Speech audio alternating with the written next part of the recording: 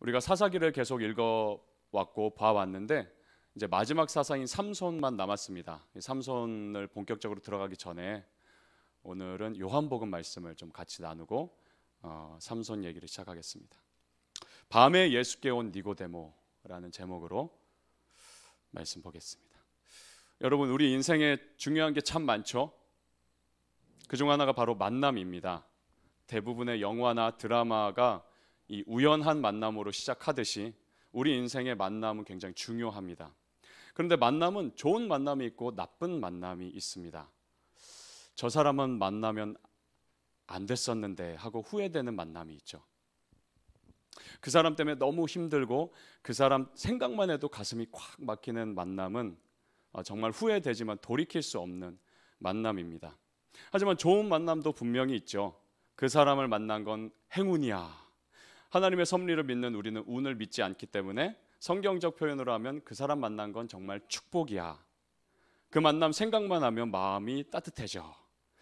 여러분, 이 얘기를 들으면서 앞으로 만날 남친 여친 생각만 하지 마십시오. 여러분 인생에 정말 도움이 되는 멘토와의 만남, 헬퍼의 만남을 더 떠올리기를 바랍니다. 저에게도 이런 만남이 여러 번 있었습니다. 그 중에 하나는 제가 중국 우르무치에 선교사로 갔을 때 있었어요. 이미 알고 있던 선교사님을 통해 황 선교사님을 만나게 되었어요. 사진 보여주세요. 우리 첫째가 아마 돌도 안 됐을 어릴 때입니다. 저분이 이제 황 선교사님인데 처음 만날 때부터 얼마나 많은 도움을 받았는지 제가 셀 수가 없습니다. 처음 선교지에 이제 가면은 정착하면 할 게 참 많아요. 특히 중국은 외국인이 여행을 오든 뭐 살러 오든 48시간 이내에 파출소에 등록을 해야 되고 안 하면 벌금이 어마어마하고 쫓겨납니다. 이거 말고도 뭐 마트는 어디 있고 버거킹은 어디 있고 또 이곳에서 선교할 때 조심해야 될 것은 무엇이고 등등. 저 코스염 기른 선교사님이 친절하게 도와주고 알려주셨어요. 제가 선교지에서 추방될 때 저분도 이제 같이 추방이 됐습니다. 그리고 1년 후에 이 코스염 선교사님은 터키로 재파송되어서 가셨어요. 한번 제가 잘 지내냐고 이제 카톡을 보냈더니 얼른 터키로 선교하러 오라고, 지금 지중해가 보이는 집에 살고 있다면서 이렇게 답장을 하기도 하셨죠. 어쨌든 정말 이 마음 따뜻하게 해주는 만남이 있습니다. 이걸 저는 인생 만남이라고 하고 싶어요. 전에 한번 이 얘기를 했는데 다들 여러분 인스타에 인생 사진을 올리고 싶어 하죠. 특히 어디 여행 가거나 무슨 이벤트가 있을 때 인생 사진 한번 찍어보겠다고 열심입니다. 사진 보여주세요. 전에 보여준 사진이죠. 저의 인생 사진입니다. 왜냐하면은 사연이 있어요. 중국에서 추방되고 바로 며칠 후에 이 계획된 거 있어가지고 제주도에 이제 가게 되었습니다. 근데 저 때 큰아들 은성이가 만 2살이 안 되었을 때예요. 근데 왼쪽 팔이 보이세요? 이렇게 왼쪽 팔이 부러졌었어요. 그래서 이제 깁스를 하고 있고 저랑 같이 이제 바닷가에 이렇게 있었는데 추방되고 눈앞이 캄캄한 상황에서 저 바다가 정말 황량하고 끝이 없고 어디로 가야 될까 길이 보이지 않는 듯한 그런 때에 저렇게 이제 사진을 제 아내가 찍어줬습니다. 그래서 인생 사진입니다. 여러분, 진짜 인생 사진은 화려한 조명과 멋진 뒷배경이 아니라 사연이 담겨 있어야 합니다. 그냥 잘만 나오고 예쁘게만 나오는 건 반쪽짜리 인생 사진이죠. 꼭 사연이 담긴 인생 사진을 여러분 찍으시길 바랍니다. 이렇게 인생 사진을 담고 싶은 마음처럼 인생 만남을 기대하는 마음이 필요합니다. 아니, 사실 비교가 안 됩니다. 사진은 순간을 담지만 만남은 인생 전체를 담을 수 있기 때문입니다. 예를 들어 잘생긴 남친과 멋진 사진은 남길 수 있어요. 하지만 하나님이 만나게 해주신 배우자와는 믿음의 평생을 남길 수 있습니다. 또 어려운 고민거리가 생겼을 때 생각나고 기도 부탁할 수 있고 상담할 수 있는 멘토와의 만남도 내 인생을 바꿀 수 있습니다. 오늘 읽은 성경 본문으로 우리와 만난 니고데모, 이날 니고데모에게도 인생 만남이 찾아왔습니다. 요한복음은 여러분 시간 순서대로 쓰지 않은 성경이에요. 그래서 이 3장의 니고데모와 예수님의 대화가 정확히 언제 있었는지 추측하기 어렵습니다. 하지만 22절부터 세례 요한이 나오는 걸 보면 예수님 활동 초창기였습니다. 앞에 2장을 보면 예수님이 물을 포도주로 바꾸신 가나의 혼인 잔치 사건이 나오죠. 결혼식을 하는데 그 지역은 물이 귀해서 여기저기 널려 있던 포도주를 담가서 물처럼 마셨어요. 특히 결혼식 때는 포도주가 절대 떨어지면 안 됐어요.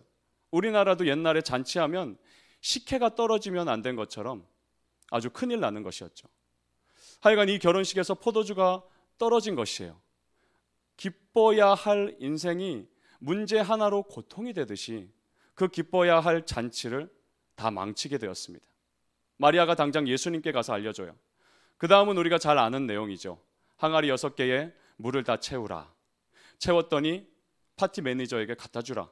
갖다 줬더니 그 물이 모두 최고급 포도주로 바뀌게 됩니다. 근데 니고데모가 찾아와서 예수님께 말한 기적은 이 포도주 기적만은 아니었을 것입니다. 왜냐하면 우리나라로 치면 서울 여의도 국회의사당에서 늘 지내는 높은 양반이 저 시골 산간 벽지에서 일어난 기적에 관심 가지진 않았을 것이에요. 그런데 이 기적이 점점 계속되니까 관심이 생기는 것. 더구나 이스라엘의 수도 예루살렘에서도 예수님이 여러 기적들을 행하셨어요. 강남역 한복판에서 이런저런 기적을 보이신 것이에요. 마침 인생의 회의감이 가득 들던 니고데모는 이 예수라는 30살 젊은 청년에게 눈길이 갈 수밖에 없었습니다. 1절을 보면 니고데모는 바리새인이었어요. 이 말은 기본적으로 구약 성경에 나오는 율법 죄다, 그리고 자기네들이 만든 613개 규칙을 다 지키며 살던 아주 찔러도 피 한 방울 나오지 않을 사람이었어요. 자, 이렇게 율법은 열심히 지키고 종교 생활은 A뿔을 받는데 이상하게 마음이 공허한 것이에요. 자려고 누우면 마음이 허무한 것입니다. 난 구약을 달달 외우고 있는데 하나님에 대해서는 정말 잘 아는데 하나님을 도대체 모르겠다는 거예요. 난 뭘 위해 이렇게 열심히 살고 있지?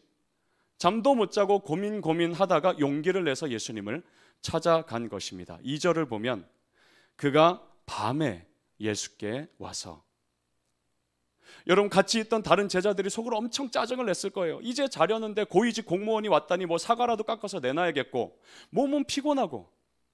하지만 니고데모 입장에서는 절박한 마음으로 예수님을 찾아온 것입니다. 당시 이미 국가 권력층에서는 예수님을 싫어하고 예의주시하고 있었어요. 뭐든 꼬투리 잡으려고 지켜보던 중이었어요. 근데 국회의원이고 10절을 보면 이스라엘의 존경받는 교수라 불리던 니고데모가 권력층의 공공의적 예수님을 만나러 가려면 여러분 얼마나 큰 용기가 필요했겠습니까? 얼마나 고민하다가 찾아왔겠어요. 그럼에도 만나러 온 것은 그만큼 자기 삶이 절박했던 것이에요. 뭔가 돌파구가 필요했던 것이에요. 이대로 살다가는 먼지밖에 남지 않을 거라고 느꼈던 것이에요. 또한 요한복음 19장을 보면 예수님이 십자가에 죽으시는 장면이 나옵니다. 그때 니고데모가 용기를 내서 찾아와요. 그래서 시체 방부 처리할 향품을 30kg가 넘게 사와서 예수님을 무덤에 매장합니다. 당시 30kg의 향품은 왕의 장례식 때나 쓰일 법한 양이었고 아주 비쌌어요. 이렇게 니고데모는 부자였습니다. 부족할 게 없었고 부러울 게 없었어요. 근데 이 구멍난 것 같은 마음을 어떻게 할 수가 없던 거예요. 채울 수가 없었어요. 당시 종교사회에서 다른 모든 서민들의 존경을 받는 위치였지만 외롭고 두렵고 허무했던 것입니다. 밤늦게까지 고민하다가 예수님을 찾아갑니다. 마음은 무거웠지만 인사치레로 건넨 말이 2절 말씀입니다. 라삐어, 당신은 하나님에게서 온 선생이군요. 대단한 표적을 행하셨습니다. 허허허. 이러고 인사를 한 거예요. 그럼 이제 같이 웃어주면서 도란도란 인사 나누면 되는데 예수님의 대답이 이상합니다. 아니, 버릇이 없어요. 나이 50이 넘으신 어르신이 30살 청년에게 먼저 찾아와 인사했는데 이상하게 대답하십니다. 3절 우리 같이 한번 읽어볼까요? 시작. 예수께서 대답하여 이르시되 진실로 진실로 내게 이르노니 사람이 거듭나지 아니하면 하나님 나라를 볼 수 없느니라. 웬 생뚱맞은 대답이냐가 아니라 니고데모의 마음을 보시고 전곡을 찌르신 것이에요. 왜 네 마음이 공허하냐?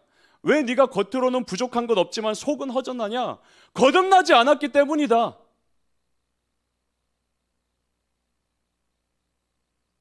이 말씀을 만나자마자 첫 인사로 던지신 것이에요. 왜? 지금 니고데모를 살릴 것은 오직 말씀밖에 없기 때문에.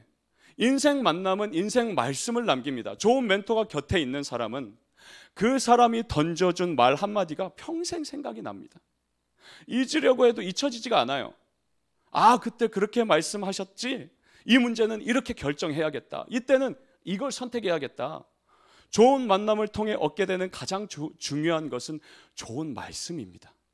인생 만남은 인생 말씀을 나에게 남겨요. 그냥 시시콜콜한 얘기만 하다가 헤어지는 만남은 인생 만남이라 할 수가 없습니다. 하지만 잠시 만나도 평생의 이정표를 얻게 될 그런 인생 말씀을 얻는다면 그게 바로 인생 만남인 것이에요. 그런데 우리에게 최고의 멘토는 이미 정해져 있죠. 바로 예수 그리스도이십니다. 우리가 갈 길을 미리 가신 우리의 친구이자 형이자 오빠이자 대장이자 본이자 모델이자 멘토이신 그분. 고민 생기면 여러분 누구 사람부터 찾아가지 말고 최고의 멘토 예수님에게 먼저 찾아가야 합니다. 그분과의 만남은 늘 우리에게 인생 말씀을 남겨주기 때문입니다. 밤중에 찾아온 니고데모에게 예수님은 인생 말씀을 던져주십니다. 사람이 거듭나야 하나님 나라를 볼 수 있다. 지금까지 종교생활 열심히 하면 하나님 나라를 볼 수 있다고 믿어온 니고데모에게 예수님은 인생이 180도 바뀔 운명적 메시지를 던지면서 종교 고정관념을 깨뜨리시는 것이에요. 우리 교회에도, 우리 한국 교회에도 고정관념이 많습니다. 예를 들어 지성이면 감천이다. 내가 열심히 뭘 하면 하나님도 감동해서 들어주신다. 열심히 기도하고 열심히 예배 드리고 열심히 헌금하면 하나님도 감동해서 내 뜻이 이루어지도록 해주십니다. 이건 깨트려야 할 고정관념입니다. 성경과 다르죠. 예수님은 주기도문에서 뭐라고 하셨어요? 아버지의 뜻이 하늘에서와 같이 땅에서도 이루어지게 하소서. 내 뜻이 아니고 아버지의 뜻. 근데 우리는 내 뜻, 내 뜻, 내 뜻. 한 3년 전 셋째를 임신했을 때 일이었어요. 그때 우리 청년부 겨울 수련회를 마치고 집에 들어가서 그날 집에 딱 들어갔는데 마음이 참 힘들었어요. 입덧이 심한 제 아내는 약을 타 왔는데도, 약을 먹는데도 저녁 내내 토하고, 두 아들은 온 집안을 쑥대밭을 만들어 놓고 그릇이랑 빨래는 무진장 쌓여 있는데 몸은 피곤하고, 그때 이제 흥덕으로 이사 오기 며칠 전이라 이삿짐도 막 싸야 되고 마음이 너무 어려워지는 것이었어요. 그래서 처음으로 셋째 임신한 게 후회가 됐습니다. 괜히 셋째를. 아내가 저렇게 힘들어하는데 나도 이렇게 힘든데, 그 와중에 두 아들 모아놓고 밥을 먹이게 됐어요. 제가 물었습니다. 누가 엄마 위해서 기도할래? 큰애가 둘째한테 네가 해. 둘째는 저한테 아빠가 해요. 하는 수 없이 그럼 아빠가 할까? 큰애가 갑자기 자기가 하겠다고 하는 거예요. 그래놓고 하는 기도가, 하나님, 엄마가 계속 토해요. 예전처럼 먼저 데려가지 마시고 둘 다 건강하게 해주세요. 사실 지금의 셋째를 갖기 전에 임신을 했었는데 유산이 됐어요. 이 기도에 제가 또 마음이 짠해가지고 살짝 은혜를 받으려다가 또 지치고, 그래서 할 일을 제쳐두고 그때 여러분이 써낸 수련의 소감문을 하나씩 타이핑하기 시작했습니다. 그거 읽으면서 제가 은혜 받고 싶어가지고 이 힘들어서 지친 마음 좀 회복시켜 보려고 읽기 시작했어요.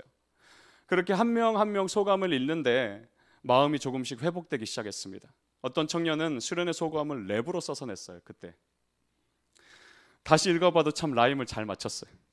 어떤 청년은 이렇게 썼습니다. 큰 은혜를 받았던 김선교 목사님의 말씀은 나의 가장 목마른 부분을 시원하게 해소시켜 주었다. 내 믿음이 왜 이렇게 약할까? 나는 왜 이렇게 연약해서 주님이 원하시는 모습으로 살지 못할까? 이런 고민들이 많았는데 그것은 나에게 의지하고 나에게 집중해서 잘못된 방법으로 생각하고 있다는 걸 느꼈다. 믿음은 그냥 믿는 것으로 끝이다. 믿는 것이 결론이기 때문에 그 이상은 그냥 주님께 맡기면 된다. 또 다른 어떤 청년은 이렇게 썼습니다. 여태까지의 신앙생활이 잘못된 방향성을 지니고 있었음을 알게 되었다.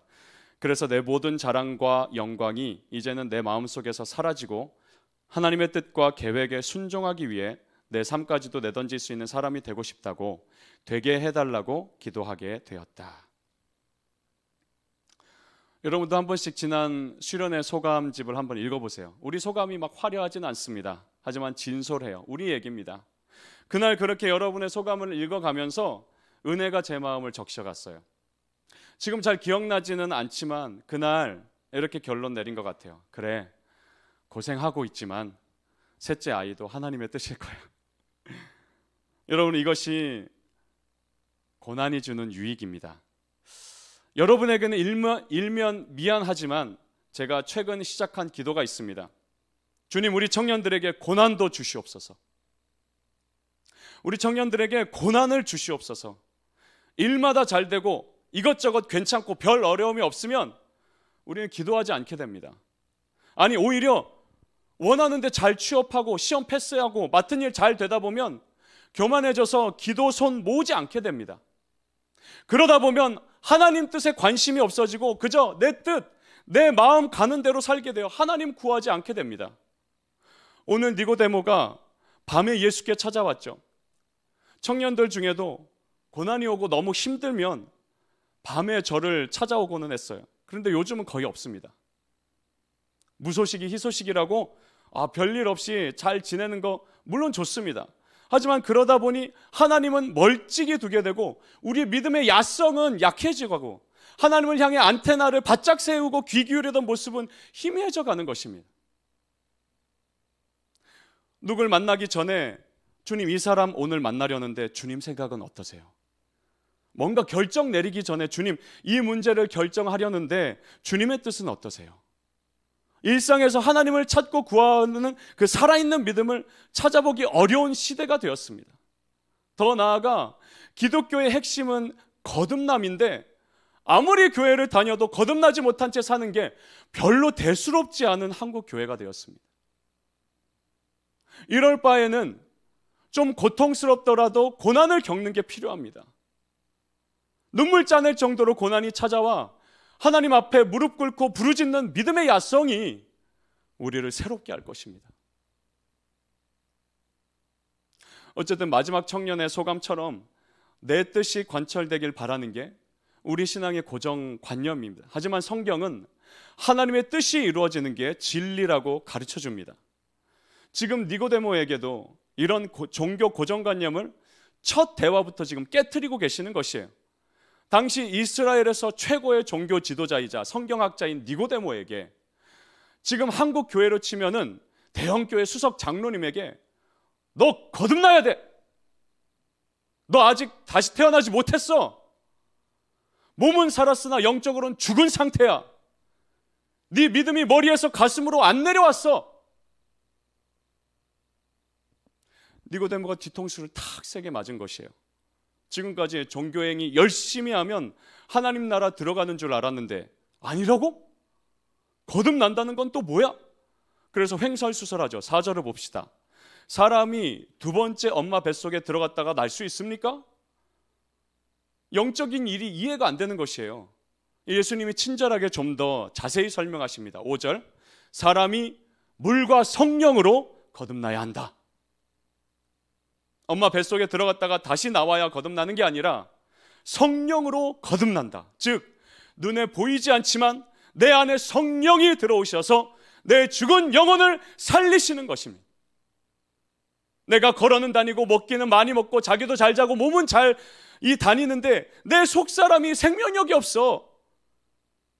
생명력 없이 죽은 상태이기 때문에 거듭나야 한다고 말씀하시는 것입니다. 이게 거듭난다는 것입니다. 그럼 이건 언제 일어나느냐? 이 질문의 답으로 두 번째 인생 말씀을 주십니다. 16절 같이 한번 읽어봅시다. 시작. 하나님이 세상을 이처럼 사랑하사 독생자를 주셨으니 이는 그를 믿는 자마다 멸망하지 않고 영생을 얻게 하려 하심이라.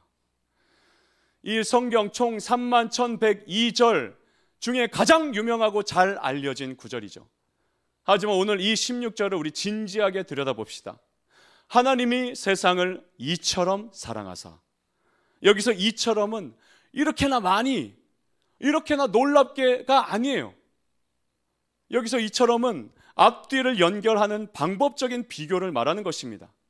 요한복음에서 이 단어는 앞문장에서 얘기하는 방식대로 뒷문장에서도 그 방식을 따라 이렇게 저렇게 한다고 할 때 쓰이고 있어요. 그럼 우리 앞을 봐야겠죠? 14절을 보면 모세가 광야에서 뱀을 든 것 같이 인자도 들려야 하리니, 이처럼이라는 단어가 14절에도 들어있어요. 우리 한글 성경에 번역되지 않았지만 이렇습니다. 모세가 광야에서 뱀을 든 것 같이 이처럼 인자도 들려야 하리니.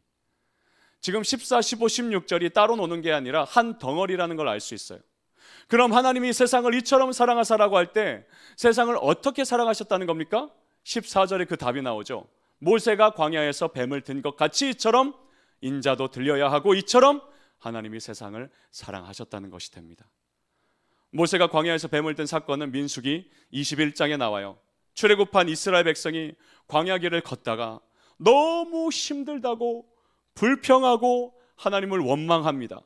목마르다고 난리칠 때 반석에서 물을 내셨고, 고기 먹고 싶다고 난리칠 때 만나와 메추라기를 주셨는데, 이제는 이 음식이 싫다고, 지겹다고, 그만 먹자고 불평을 합니다. 그러자 하나님이 진노하셔서 불뱀들을 보내시죠. 이 불뱀에게 물려서 많이 죽어나갑니다.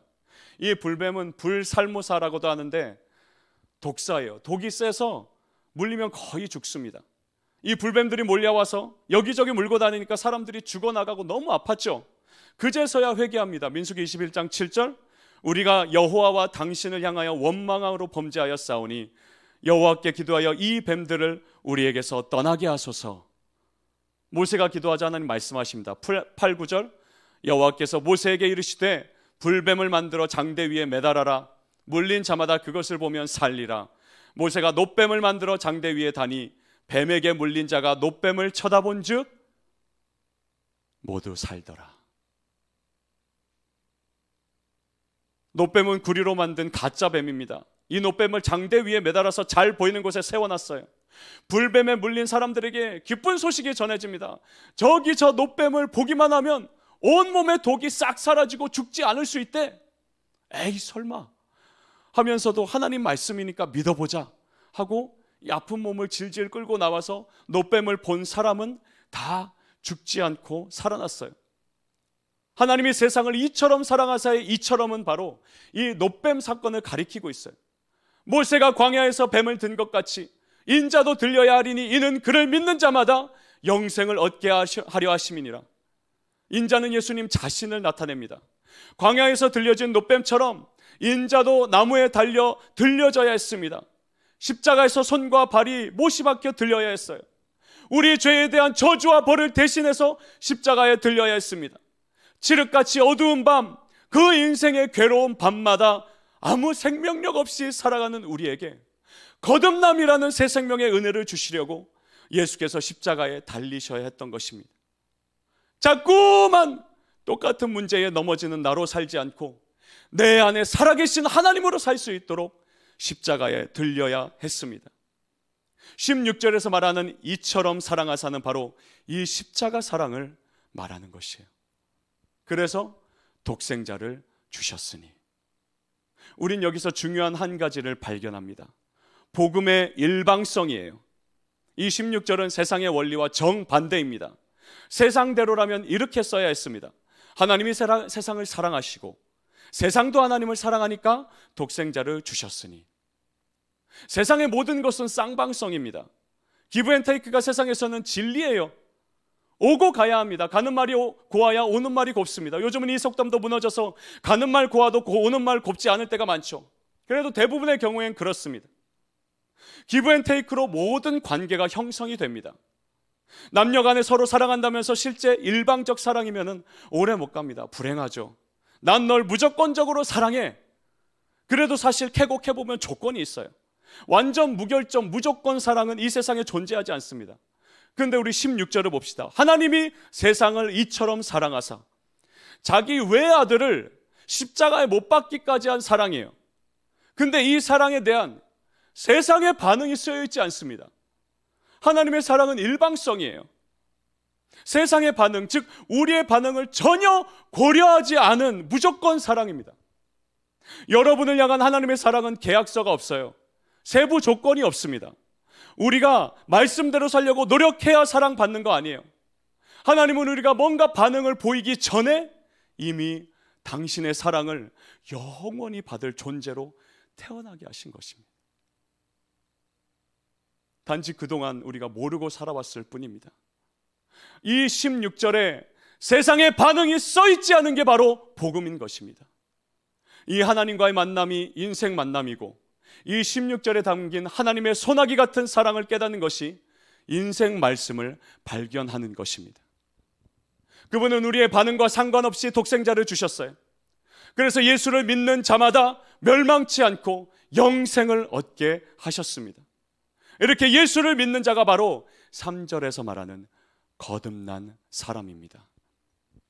하나님의 무조건적인 사랑의 결정체인 예수 십자가를 믿는 사람이 바로 거듭나는 사람입니다. 죽은 영혼이 생명을 얻고 더 이상 공허하지 않은 하루를 시작하는 사람입니다.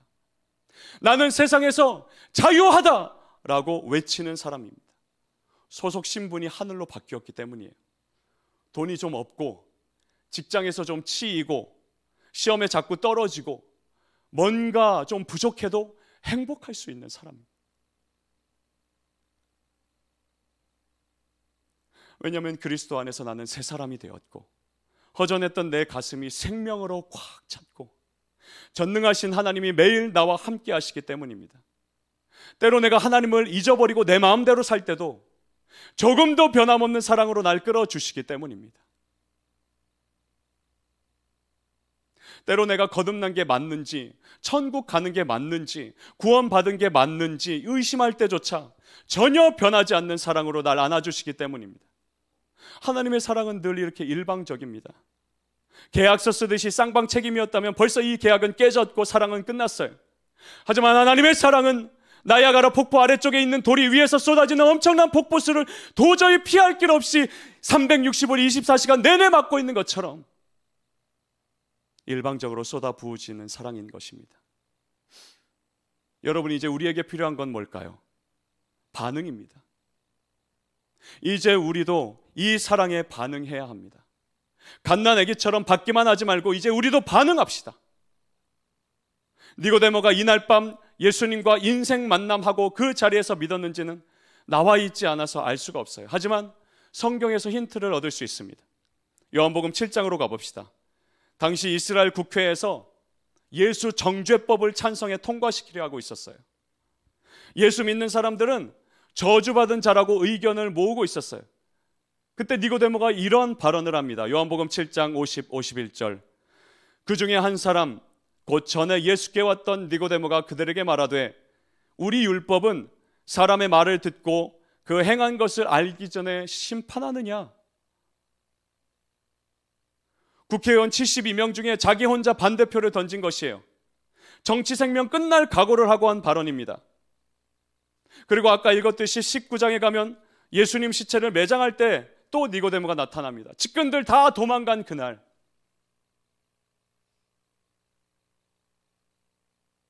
예수님의 엄마 마리아조차 울다가 지쳐서 그냥 집에 돌아간 그날, 니고데모는 다시 예수님을 찾아온 것이에요. 바로 니고데모 자신을 위해 십자가에 죽으신 예수님을 사랑하는 마음으로 그 시체를 정성껏 매장합니다. 사랑하는 여러분, 복음은 간단합니다. 하나님이 날 이처럼 사랑하사 독생자를 주셨으니 이를 믿는 자마다 영생을 얻는다. 이게 복음입니다. 그런데 이 복음이 내 복음 되는 건 어렵습니다. 누구나 아는 복음이지만 이 복음이 나의 복음 되어서 예수님과 인생 만남을 갖고 인생 말씀으로 붙잡는 건 그냥 되지 않습니다. 하지만 니고데모가 그 악한 바리새인들 사이에서 비로소 예수님을 찾고 비로소 예수님을 믿게 된 것처럼, 5번의 결혼과 이혼에 지쳐있던 여인이 우물가에서 비로소 예수님을 만나 영원히 목마르지 않은 생명수를 마시게 된 것처럼,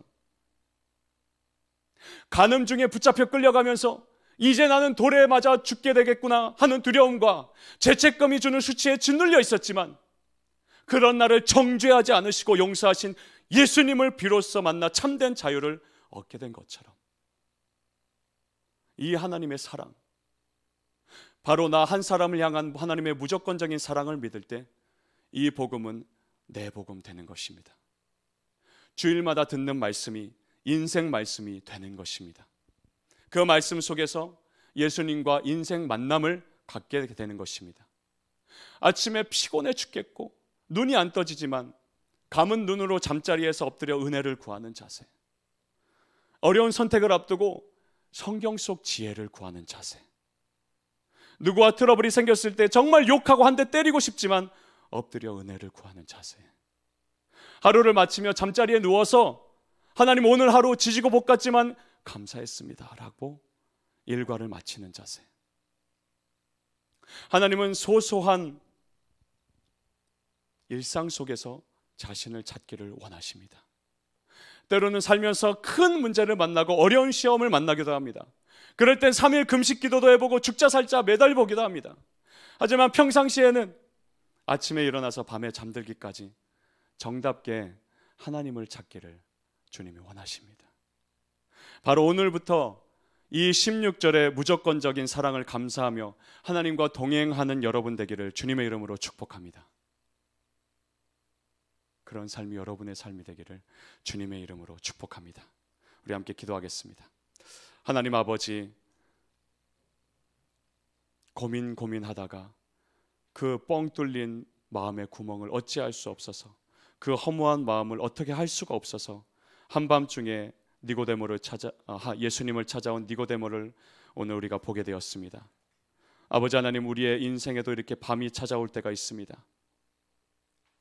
내가 어떻게 할 수가 없어서, 내가 이 문제 앞에서 무엇을 할 수가 없어서 그저 허무하게 공허하게 그 밤을 고달파하면서 지내왔다면, 그 밤에 용기를 내어 예수님을 찾아온 니고데모처럼 우리가 주님의 말씀 앞에 이 시간 주님을 만나러 찾아오기를 원합니다. 아버지, 우리에게도 만나주시고 우리에게도 말씀하시며 하나님이 우리를 이처럼 사랑하사 그 아들 독생자를 우리에게 주심으로 그 우리를 위하여 십자가에 달리시기까지 우리를 사랑하신 예수님을 볼 때에, 그 주님을 믿고 영접할 때에 멸망치 않고 영생을 얻게 되는 그 은혜를 우리도 받아 누리게 하여 주시고, 혹시 이 자리에 아직 거듭나지 못한 청년이 있다면 예수 그리스도를 마음에 영접하여 모심으로 하나님이 주인 되신, 하나님이 책임지시고 인도하시는 놀라운 삶을 믿음으로 시작하는 우리 모든 청년들 되도록 은혜 내려 주시옵소서. 예수님의 이름으로 기도합니다. 아멘.